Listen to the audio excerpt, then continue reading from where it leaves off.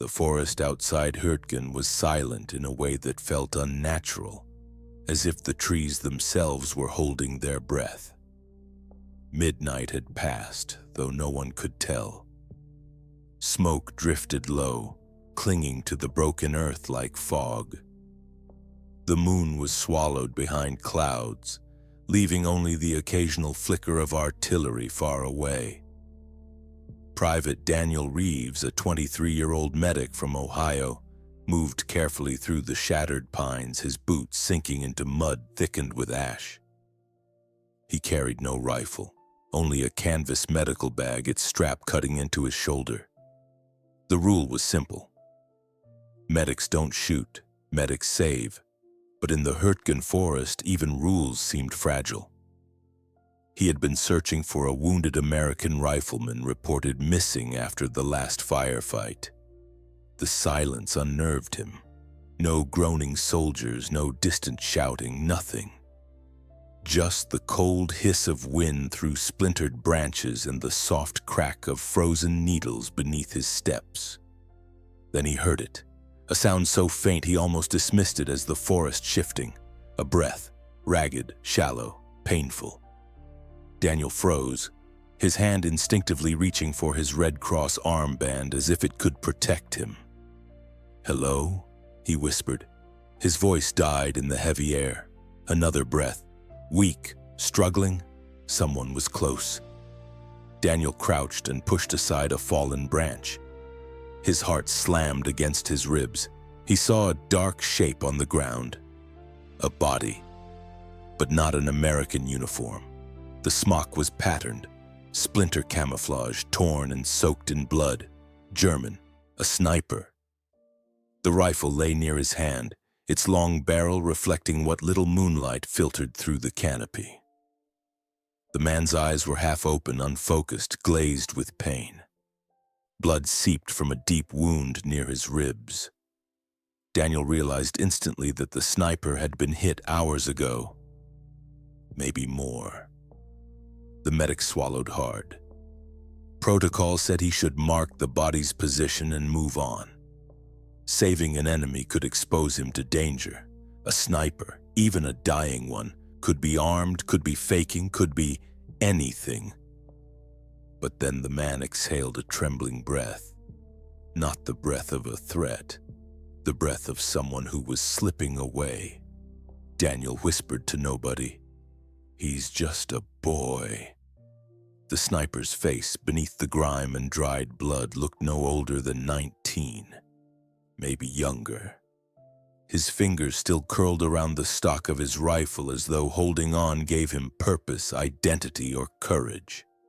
Daniel hesitated, one heartbeat then another, and finally he made his choice. He knelt beside the wounded German, unbuckled his medical bag, and opened it with shaking hands.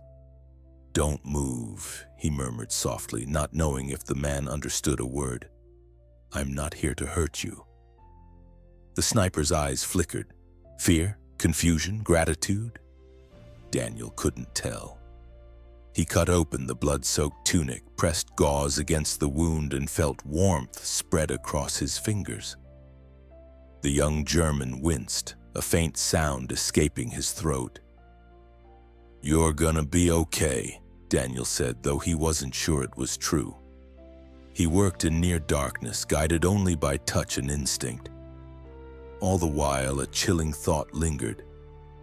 Somewhere out there in the quiet black forest, another sniper could be watching him, waiting. But Daniel stayed, because medics save, even when the world around them is built on the opposite idea. The young German drifted in and out of consciousness as Daniel worked. Each time the medic pressed new gauze against the wound, the sniper's breath hitched sharply, his body tensing with pain. Daniel whispered calming words, not because he expected understanding, but because silence felt too much like death. A distant rumble rolled through the forest. Artillery, far but not far enough. The ground trembled lightly beneath Daniel's knees. He glanced up, scanning the darkness. The trees stretched endlessly, their shattered silhouettes jagged like broken teeth. Somewhere between them, American lines lay behind him. German lines lay ahead, and Daniel Reeves, kneeling here, was caught directly between the two worlds. The sniper's lips moved. A faint sound escaped. "Wasser." Daniel paused. The word was unmistakable. "You want water?" He lifted the soldier's head gently and touched a canteen to his lips. The German drank greedily, coughing as the water slid down his throat. For a moment, the boy's eyes focused, blue, sharp, flickering with something human, something familiar. Then the moment passed. Daniel checked the bandage. The bleeding had slowed, but the wound was bad, too deep, too close to the lung. Moving him would be dangerous. Leaving him would be cruel. Staying with him could get Daniel killed. He pressed 2 fingers to the German's neck. Weak pulse, fading. "You need a real aid station," Daniel murmured. "Not me in a forest full of ghosts." Branches snapped behind him. Daniel froze. His breath halted. Slowly, silently, he reached for his Red Cross armband to make it visible. He didn't carry a weapon. He didn't have time to regret that. Another snap. Closer. Someone or something was moving toward them. Daniel shifted his body protectively between the sound and the wounded sniper. A crazy instinct, he realized. He was shielding an enemy from another enemy? Or his own people, or wolves. In the Hürtgen Forest, everything was possible. A figure emerged from the dark, low, silent, careful. Daniel held up both hands. "Medic! Nick Sheeson, I'm a medic!" The shape stepped into a sliver of moonlight. An American helmet, mud-covered. A rifle lowered just slightly. "Reeves," a voice whispered harshly. "What the hell are you doing out here?" Daniel exhaled in relief so sudden it made him dizzy. "Thompson, thank God." Private Jack Thompson knelt beside him, his eyes darting to the sniper. "Is he alive?" "Yes." Thompson shook his head. "And you're helping him?" "Dan, he's a German sniper. These guys put a bullet through Miller's helmet yesterday. You're risking your neck for someone who'd shoot you from a tree." Daniel didn't look up. "He's dying. Doesn't matter what uniform he's wearing." Thompson stared at him, anger mixing with something like disbelief. "You want to drag him back to our lines? You're insane." Daniel tied a final knot in the bandage. "If we leave him here, he won't last an hour." Thompson swore under his breath, glancing around the shadows. "We're too deep. We go back with him and we'll be spotted. Germans would kill him for being with us. Americans would almost shoot us for carrying him." Daniel met Thompson's eyes. "Help me, or go, but I'm not leaving him." Silence stretched between them, thick as the trees around them. Thompson clenched his jaw. "Damn it, Dan. You and that stupid heart of yours." He slung his rifle and knelt. "Fine, but if we die, I'm haunting you." Daniel almost smiled. "Deal." Together, they slid their arms under the wounded sniper's shoulders. The German winced, whispering a word too faint to understand. 2 Americans. 1 dying enemy, and a forest full of eyes watching. The night had only just begun. The wounded sniper was lighter than he looked, but every step made him groan softly, and each sound felt dangerously loud in the frozen quiet of the Hürtgen Forest. Daniel and Thompson carried him slowly, careful not to jostle the bandage. Mud sucked at their boots.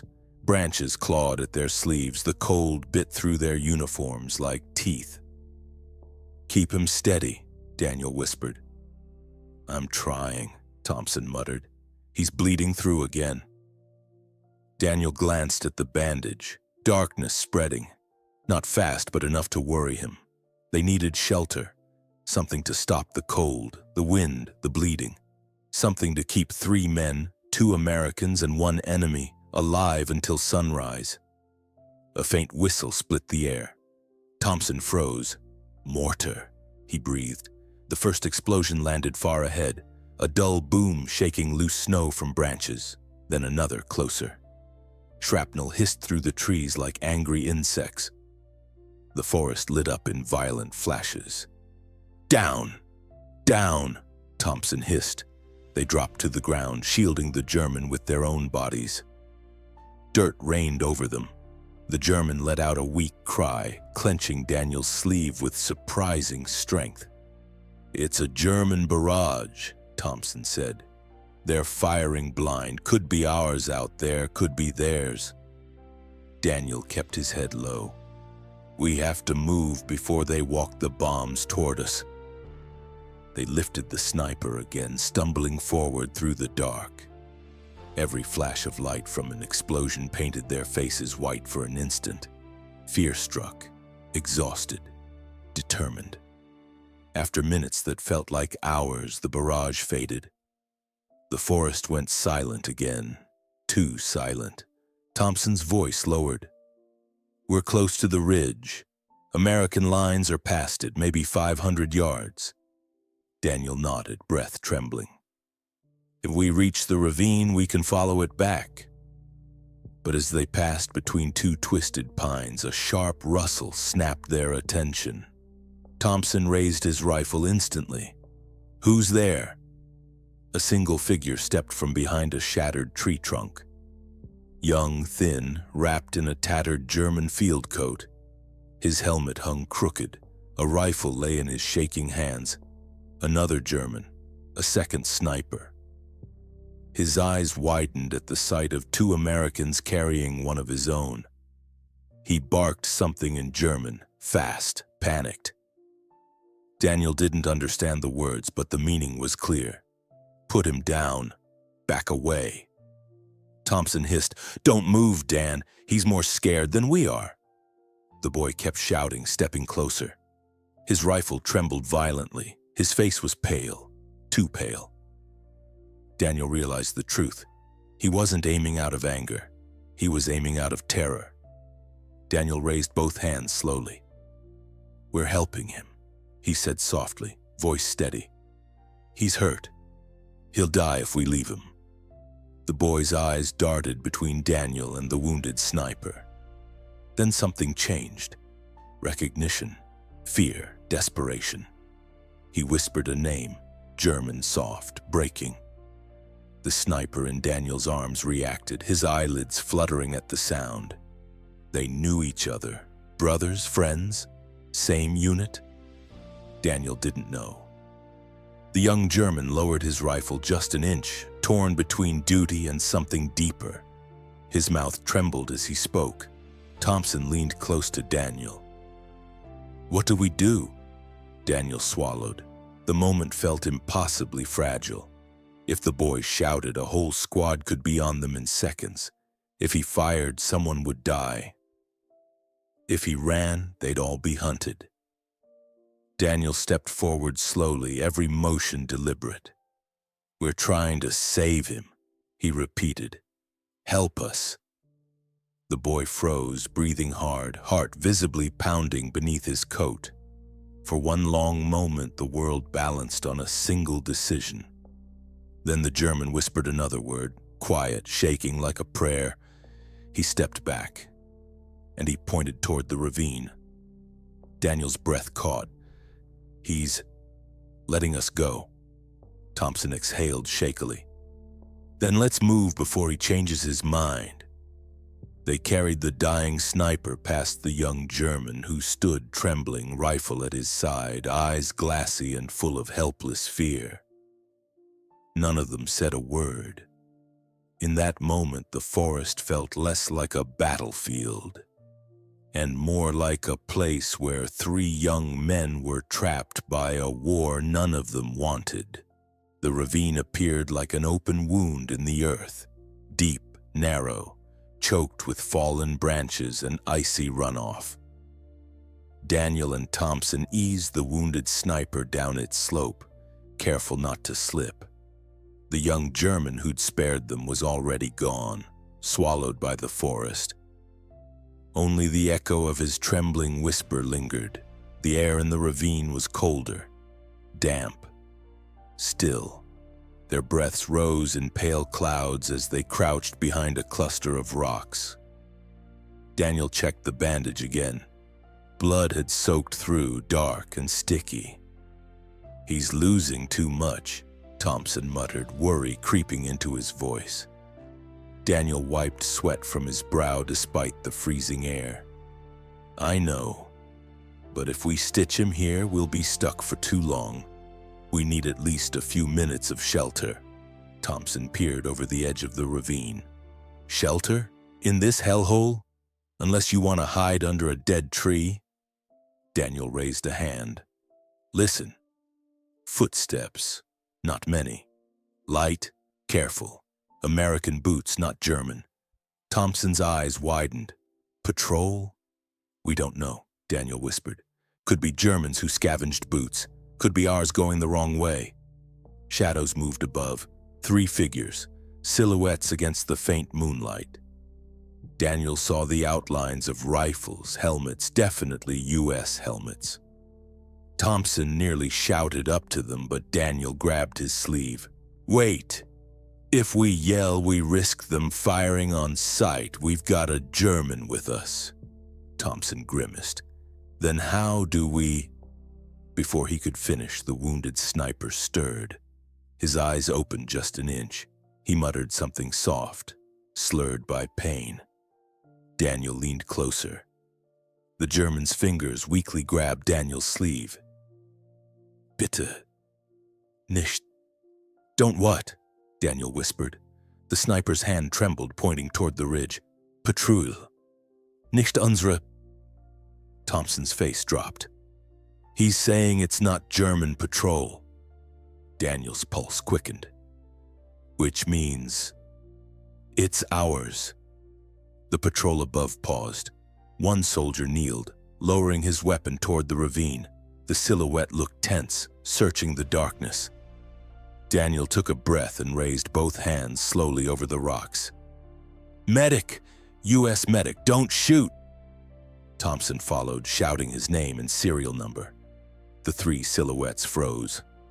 A moment later, a familiar voice echoed down. "Reeves! Thompson! What the hell are you doing in the ravine?" Daniel almost collapsed in relief. "Stevens, you beautiful son of a—" The patrol leader slid down the ravine with surprising agility, landing beside them. His flashlight flicked on, casting a thin beam across the scene. Then the light hit the German sniper. Stevens' expression shifted instantly. Shock, suspicion, anger. "He's a Kraut. Why are you hauling him through the damn forest like he's one of ours?" Daniel straightened. His voice remained calm, steady. "He's mortally wounded. I found him. He needed help." Stevens raised his flashlight, illuminating Daniel's mud-streaked face. "You risked your life for him?" Daniel didn't flinch. "Yes." The moment hung heavy. Stevens exhaled slowly, lowering the light. "You're insane, Reeves," he muttered. "You know that?" Thompson chuckled weakly. "Told him the same thing." Stevens knelt beside the wounded sniper, examining the bandage. "He's not gonna make the march back to camp." Daniel met his eyes. "Then we don't march. We carry." Stevens shook his head. "You're putting all of us at risk." Daniel's jaw tightened. "If we leave him, he dies. If we help him, maybe he lives. That's the job." Silence settled in the ravine again, broken only by the faint gurgle of melting snow. Stevens looked between Daniel, Thompson, and the boy bleeding on the ground. Finally, he sighed. "All right," he said. "We'll help you carry him, but Reeves?" "Yeah? If we run into trouble, he becomes secondary. You understand?" Daniel nodded, though the words twisted something in his chest. They lifted the sniper together, 4 hands supporting his limp body. For the first time since the night began, Daniel allowed himself a thin shred of hope. But deep down, he felt it. Like the cold settling into bone, the forest wasn't done with them yet. The climb out of the ravine felt endless. Every step required balance, strength, and silence. Stevens led the way, scanning for movement, rifle held tight. Thompson followed behind him, muttering curses with every slip. Daniel and Stevens shared the sniper's weight, the young German's breath coming in shallow, fluttering gasps. Snowflakes drifted down, slow, gentle, eerily peaceful against the brutality of the night. They landed on the sniper's eyelashes, melting instantly. Daniel brushed them away, whispering, "Stay with me just a little longer." The sniper's eyes flickered open, barely, just enough to reveal a fading blue-gray. Daniel hadn't expected a response, but a faint whisper escaped the German's cracked lips. "Name." Daniel leaned closer. "You want my name?" A weak nod. "Daniel Reeves," he said softly. "I'm from Ohio." The sniper's lips moved again, struggling around a single word. "Carl." Daniel froze, not at the name itself, but at the realization of what it meant. The young man he'd been dragging through hell wasn't a faceless enemy anymore. He wasn't the sniper. He wasn't the German. He was Carl. Thompson noticed Daniel's expression. "You okay?" Daniel swallowed hard. "Yeah. He told me his name." Thompson hesitated, then nodded once quietly. "That's good, Dan. That's real good." They pressed on through the trees, following the faint glow of American lines deeper in the forest. Distant voices, the rumble of equipment, a flicker of lantern light. They were close, but the closer they got, the slower Carl breathed. Finally, the tree line broke, revealing a narrow path lit by dim red lamps. An aid station tent stood ahead, canvas flapping weakly in the wind. 2 medics outside stiffened the moment they saw the group approaching with an enemy soldier. Stevens raised a hand. "He's wounded. He needs help." One of the medics stepped forward, skeptical. "We're short on supplies. Command's been strict about—" Daniel cut him off, voice firm but trembling with exhaustion. "He won't survive another hour out here, please." The medic hesitated, looked at Carl, looked at Daniel, then sighed. "All right, inside." Daniel and Thompson carried Carl into the tent, laying him gently on a cot. Warm lamplight illuminated the boy's pale face, the blood drying on his tunic, the torn sniper badge still pinned to his chest. Another medic approached with tools, examining the wound. "He's critical. We'll do what we can."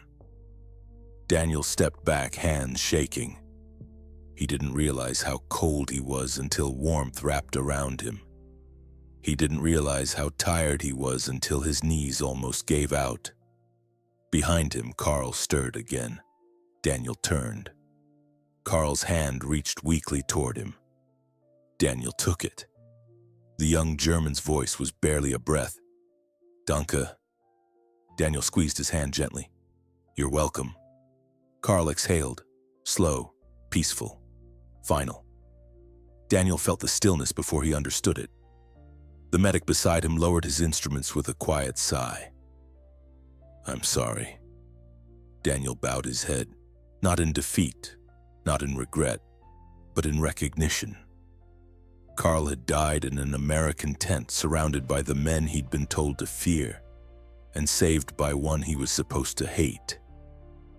A strange silence settled over the tent, the kind that acknowledges something unexplainable, an act of grace in a place built for violence. Thompson placed a hand on Daniel's shoulder.